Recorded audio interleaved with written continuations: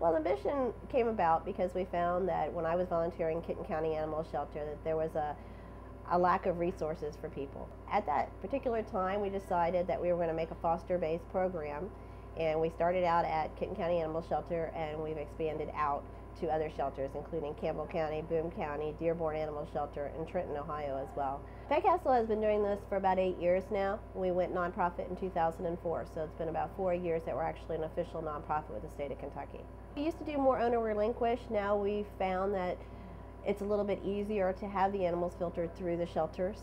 So now what we do more of actually going to the shelters, talking to the directors, the staff, seeing which ones pass temperament test, and then placing them into the program. PetSmart offers a really good thing. It's the PetSmart's charity program. It's the nonprofit part of PetSmart. They actually felt like instead of offering animals for sale in their business, which a lot of pet stores do, they just sell animals.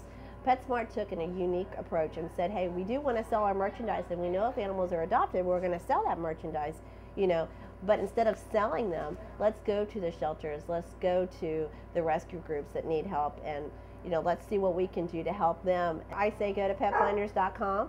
It's www.petfinders.com, 1-800-SAVE-A-PETS, Pets 911. These are awesome sites. A lot of the shelters are also listed on these websites. I definitely tell people go to your local animal shelters first, because these animals are on death row. I mean, honestly. Their chances, their times are very limited. The shelters try to do what they can to keep them as long as possible, but I say go there first, try to adopt directly from the shelters. You don't find anything that you really like there, then turn to the rescues.